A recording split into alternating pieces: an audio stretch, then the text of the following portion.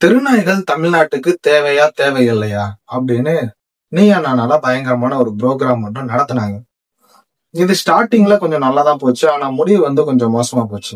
அதுல நடந்த விஷயங்களை நம்ம டீட்டெயிலா டீகோட் பண்ண போறோம். ஃபர்ஸ்ட் ஒரு சைடு இந்த தெருநாய்களை ஃபுல்லா லவ் பண்றவங்க, அதாவது கொஞ்ச நாளைக்கு முன்னாடி ஒரு 10 வருஷத்துக்கு முன்னாடி தெருநாய்களை எங்க பார்த்தாலும் வருஷத்துக்கு ஒரு தடவை என்ன பண்ணுவாங்க அப்படின்னா, நகராட்சியில இருந்து இருக்கிற தெருநாய்களை ஃபுல்லா பிடிச்சிட்டு கொன்றுவாங்க. சோ இத தடுத்து நிறுத்தினாங்க 10 வருஷத்துக்கு முன்னாடி இந்த தெருநாய்களோட லவ் பண்றவங்க. சோ என்ன பண்றாங்க அப்படின்னா, இப்படி 10 வருஷம் எதுவுமே பண்ணாதனால இப்ப ரொம்ப பழுகி பெருகி நம்மளோட, அதாவது பொதுமக்களோட தெருநாய்கள் அதிகமாயிடும் போல அந்த அளவுக்கு ஒரு பாப்புலேஷன் பில்ட் பண்ணிட்டு இருக்கு. எந்த மாதிரி சொல்லலாம் அப்படின்னா, இப்ப தமிழ்நாட்டுல எத்தனையோ மாநிலங்கள் இருக்கு. சாரி, இந்தியால எத்தனையோ மாநிலங்கள் இருக்கு. இப்ப தமிழ்நாட்டுல 8 கோடி மக்கள் இருக்காங்க. ஆனா தமிழ்நாட்டுல இருக்கிற தெருநாய்கள், இந்தியாவில் உள்ள தெருநாய்கள் மட்டுமே எத்தனை கோடி இருக்கு அப்படின்னா, கிட்டத்தட்ட 6 கோடி தெருநாய்கள் இருக்கான். 6 கோடி தெருநாய்கள் பாத்துக்கோங்க. நம்ம ஃபாரின் கண்ட்ரி எல்லாம் போனா ஒரு தெருநாயை கூட ரோட்ல பார்க்க முடியாது. 6 கோடி தெருநாய்கள். இந்த தெருநாய்கள்லாம் சும்மா இல்லாம என்ன பண்ணுது அப்படின்னா, ஒரு டெலிவரி பார்ட்னர் போனாங்கன்னா அவனை விரட்டுறது, அவனை கடிச்சு வைக்குது. குழந்தைங்க தனியா ஸ்கூலுக்கு போனாங்கன்னா அவங்கள கடிக்குது. ஒரு வயசானவங்க போனாங்கன்னா அவங்கள கடிக்குது. இது சிங்கிளா பண்ணுதா அப்படின்னு கேட்டீங்கன்னா அது இல்லாம இப்ப அது ஒரு குரூப்பா தான், ஒரு கேங்கா தான் சுத்துது. ஒரு 10 நாய் 15 நாய் சேர்ந்துதான் சுத்துது.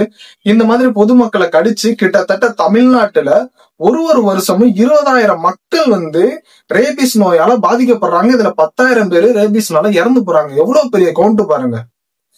அது மட்டும் இல்லாம இந்த தெருநாய்களுக்காகவே நம்ம தமிழ்நாடு கவர்மெண்ட் வருஷம் ஒதுக்குற நிதி எத்தனை கோடி அப்படின்னா, இந்த ரேபிஸ் நோய்க்காக கிட்டத்தட்ட 36,000 கோடி. நம்ம நினைக்கலாம், என்னடா ஒரு நாய் கிடைக்குது, ஹாஸ்பிட்டல் போனா ஊசி போடுறாங்க அப்படின்னு. ஆனா அதுக்கு முன்னாடி மிகப்பெரிய ஒரு ப்ராசஸே இருக்கு. இப்ப நம்ம ஒரு தெருநாய் கடிச்சிச்சு அப்படின்னா நம்ம ஹாஸ்பிட்டல் போறோம். நம்மளுக்கு அந்த ஃபர்ஸ்ட் ஒரு வயால் போடுறாங்க. அதோட வயாலோட பிரைஸ் எவ்வளவு அப்படின்னு பாத்தீங்கன்னா 2,000. ஆனா கவர்மெண்ட் நம்ம அவங்களுக்கு ஃப்ரீயா தான் கொடுக்குது. அடுத்து நம்ம அந்த டாக எந்த நாய் நம்மளை கடிச்சிச்சோ அந்த தெருநாயை நம்ம கூட்டு போனோம்.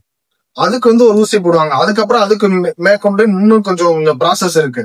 சோ இதெல்லாம் கம்ப்ளீட் பண்றதுக்கு 6,000 ரூபாய் ஒரு நாள் வயால் போடுறதுக்கு. ஆனா நம்ம டெய்லி கிட்டத்தட்ட ஒரு 3வது நாள் 7வது நாள் 31 நாள் சம்திங் இந்த மாதிரி ஒரு கேப்பட்டு எத்தனை நாள் நம்ம இந்த கண்டினியூவா போட்டா மட்டும்தான் இந்த ரேபிஸ் நோய் நம்ம அட்டாக் பண்ணாம இருக்கும். சோ இதுக்கே கிட்டத்தட்ட ஒரு 10,000 15,000 ஒரு ஆளுக்கு செலவு பண்ணிடுது கவர்மெண்ட். சரி, இதெல்லாம் செலவு பண்ணாம ஒரு சில பேர் என்ன பண்றாங்க அப்படின்னா, இப்போ அந்த சோசியல் மீடியால அந்த ஒருத்தவர் பேசினாரு, அதை நான் உங்கள்கிட்ட சொல்றேன். ஒருத்தருக்கு என்ன ஆச்சு அப்படின்னு பாத்துக்கிட்டீங்கன்னா, அவங்களோட பையனை தெருநாய் கடிச்சிருச்சான். கிட்டத்தட்ட 71 நாள் ட்ரீட்மெண்ட் பண்ணிருக்காங்க வெளியில. அதாவது அவங்க கொஞ்சம் காசு உள்ளவங்க போல வெளியில பிரைவேட்ல பாத்துருக்காங்க.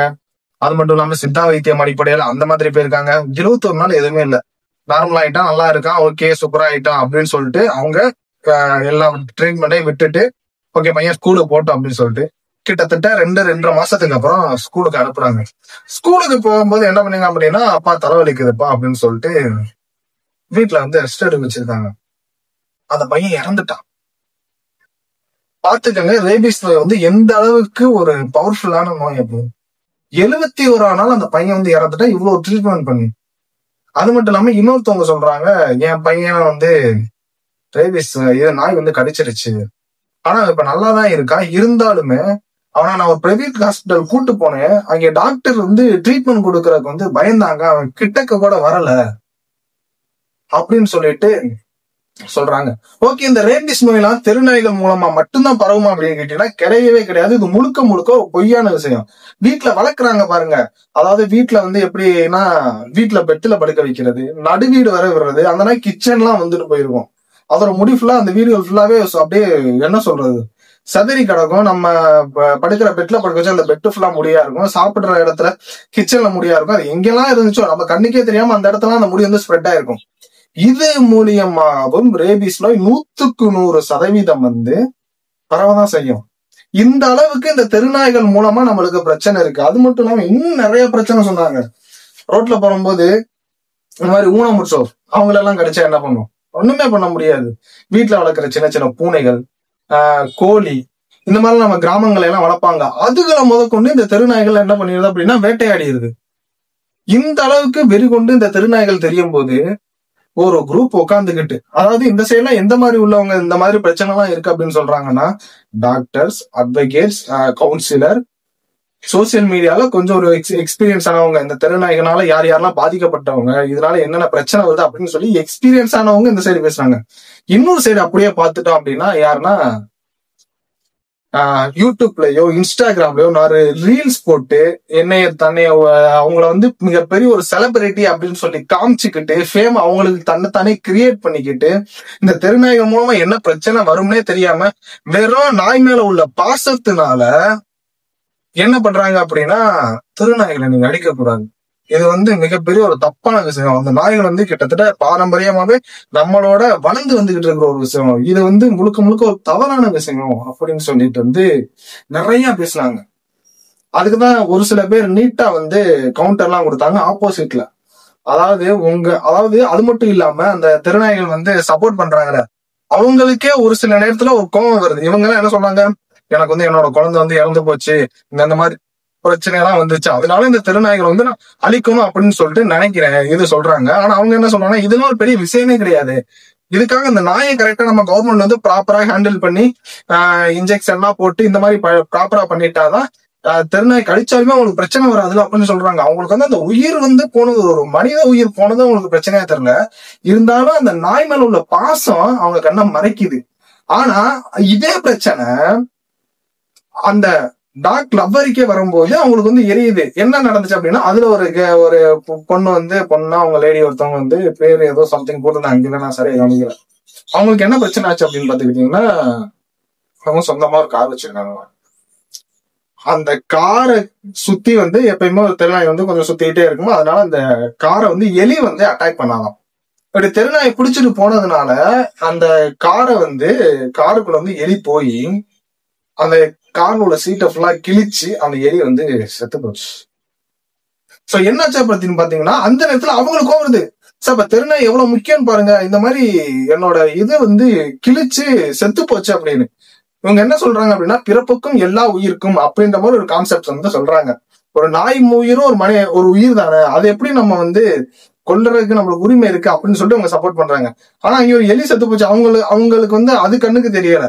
ஒரு காரை கடிச்சு எலி செத்து போனது அவங்களுக்கு கவலையா தெரியல. ஆனா அவங்களோட கார் போனது வந்து மிகப்பெரிய ஒரு விஷயமா இருக்கு. அப்ப இதுல இருந்து என்ன தெரியுது அப்படின்னா, இவங்க பிறப்புக்கும் எல்லா உயிருக்கும் கிடையாது, பிறப்புக்கும் நாய் உயிருக்கு அப்படி மட்டும்தான் அவங்க ஒரு கான்செப்ட்ல வாழ்றாங்க. அந்த நாய் செத்து போனது நினைச்சுதான் ஃபீல் பண்றாங்களே தவிர வேற ஒரு உயிரினம் தான் செத்து போனா அவங்க ஃபீலிங்ஸ் எல்லாம் கிடையாது. அப்ப இதுல இருந்து என்ன தெரியுது அப்படின்னா, இவங்க பிறப்புக்கும் எல்லா உயிருக்கும் அப்படின்ற கான்செப்ட்ல பேசுன மாதிரி தெரியல, பிறப்புக்கும் நாய் உயிருக்கு மட்டும்தான் அப்படின்ற ஒரு கான்செப்ட்ல தான் இவங்க முழுக்க அதுல ஃபுல்லா பேசியிருக்காங்க. இருந்தாலும் ஃபைனலா எந்த மாதிரி முடிஞ்சு அப்படின்னா, நான் ஃபைனலா பார்க்கல. லாஸ்ட்ல ஒரு 10 minutes இருந்துச்சு, ஆஃப் பண்ணிட்டாங்க. ஏன்னா அதுக்கப்புறம் லாஸ்ட் என்ன சொன்னாங்க அப்படின்னு தெரியல. ஒரு ஆக்டர், அவர் பேர் என்னன்னு தெரியல, லாஸ்ட்ல தான் வந்து பேசினாரு. அவர் கூட வீடியோ எல்லாம் போட்டுட்டு சோசியல் நிறைய வீடியோ எல்லாம் வெளியே வந்து ரிலீஸ் ஆகிட்டு இருக்கு. அதுல என்ன நடந்துச்சுன்னு தெரியுமா உங்களுக்கு, வந்து எடிட் பண்ணி போட்டிருக்காங்க அப்படி இப்படின்னு. ஒரு ஆக்டர் அவர் முதல்ல என்ன சொல்லியிருக்காரு அப்படின்னா, நீங்க வந்து 10 மணிக்கு மேல ஏன் சார் தெருவுல போறீங்க, அதை வந்து அவாய்ட் பண்ணிக்கலாம்ல அப்படின்னு. ஏங்க நைட்டு 12 மணி வரை ஃபுட் ஆர்டர் போறீங்க, அவன் டெலிவரி பண்ண எவ்வளவு கஷ்டப்பட்டு வந்து உங்களுக்கு டெலிவரி பண்றான், அவனை கிடைக்குது, அவனை விட மாட்டேங்குது. கேட்டா திருட வந்து அவங்களை அலர்ட் பண்றதுக்காக நாய் ஃபுல்லா சுத்திக்கிட்டு இருக்கோம். நிறைய திருடர்களோட அதை என்ன சொல்றாங்க அப்படின்னா, நிறைய தெஃப்ட் வந்து தெருநாய்களால கண்ட்ரோல் பண்ணப்பட்டிருக்கு அப்படின்னு சொல்றாங்க. கவர்மெண்ட் வந்து குர்கால இருந்து போலீஸ் நைட் ஹைவே பேட்ரோல் வந்து ரவுண்ட்ஸ் வர்றாங்க, போலீஸ் ரவுண்ட்ஸ் வர்றாங்க. இதுல எல்லாம் கண்ட்ரோல் பண்ண முடியாத இந்த கவர்மெண்ட் வந்து கண்ட்ரோல் பண்ண முடியாத தெஃப்ட வந்து இந்த தெருநாய்களா கண்ட்ரோல் பண்ண போகுது அப்படின்னு என்னோட கேள்வி. நீங்க என்ன நினைக்கிறீங்க அப்படின்றத இந்த வீடியோ கீழே கமெண்ட் பண்ணுங்க. என் வீடியோ பிடிச்சிருந்தா மறக்காம லைக் பண்ணுங்க, கமெண்ட் பண்ணுங்க, சப்ஸ்கிரைப் பண்ணுங்க. கண்டிப்பா டாக் லவர்ஸ்க்குலாம் நான் பேசுனது எரியதான் செய்யும். அப்படி எரிஞ்சுனாலும் உங்களுக்கு எந்த மாதிரி எரிஞ்சிச்சு அப்படின்றதையும் கீழே கமெண்ட் பண்ணுங்க. நான் இன்னொரு சூப்பரான வீடியோ வந்து பாக்குறேன். Tata bye bye, see you.